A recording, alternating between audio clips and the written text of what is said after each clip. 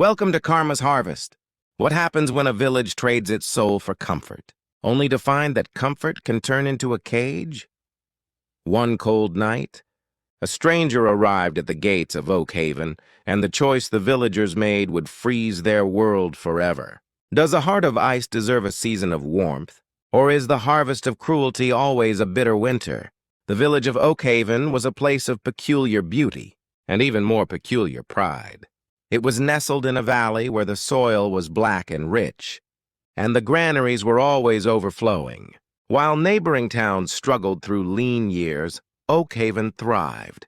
But wealth has a strange way of thickening the walls of a home and thinning the empathy of those inside. By the time the great frost of the decade arrived, the people of Oakhaven had forgotten what it felt like to be in need. They saw their prosperity not as a blessing to be shared, but as a fortress to be guarded. On the night of the winter solstice, the wind howled like a wounded beast, carrying a chill that could crack stone. In the center of the village, the mayor was hosting a feast. The smell of roasted lamb and spiced cider drifted through the streets, teasing the senses of anyone unfortunate enough to be outside. And there was one such person, an old man draped in rags that offered no more protection than a spider's. Webb shuffled toward the first house on the main path. His beard was matted with ice, and his breath came in short, ragged gasps. He knocked a soft, rhythmic sound against the heavy oak door. The homeowner, a wealthy merchant named Silas, cracked the door just enough to let a sliver of yellow light spill onto the snow. The old man didn't ask for gold. He didn't ask for a place at the table. He simply whispered, "A cup of warm water, and a corner by the hearth, for the night is long and my blood is turning to glass." Silas looked at the man's tattered shoes and his trembling hands.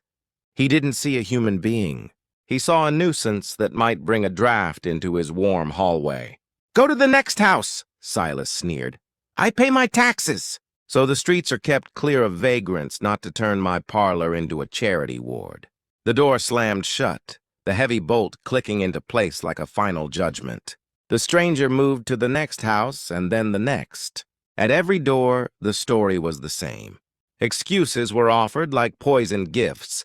"We have no room. Our children are sleeping. We don't know who you are."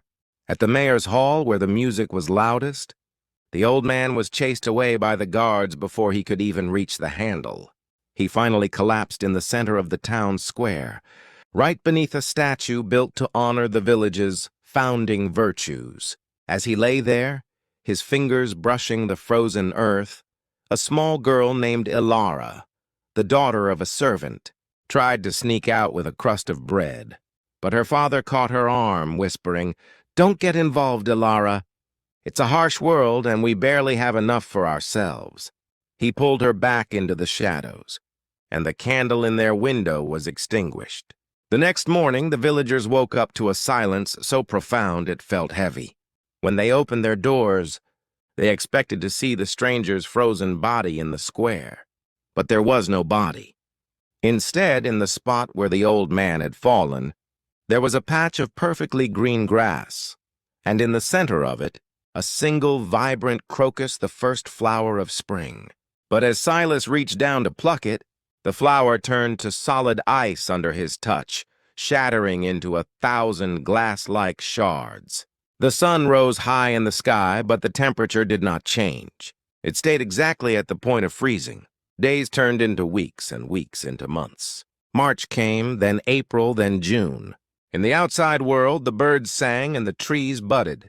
But in Oakhaven, the snow never melted. The sun shone brightly every day, a cruel golden eye in the sky, but it provided no heat. The black soil of the valley remained trapped under 6 feet of permafrost. The granaries began to empty. The cattle began to thin. The gold that Silas and the mayor loved so much couldn't buy a single blade of wheat, because nothing could grow in a land where the spirit of growth had been insulted. They realized then that the beggar hadn't been a man at all. He was the spirit of spring, the bringer of life, who walked the earth once every century to see if humanity was still worth the gift of the harvest.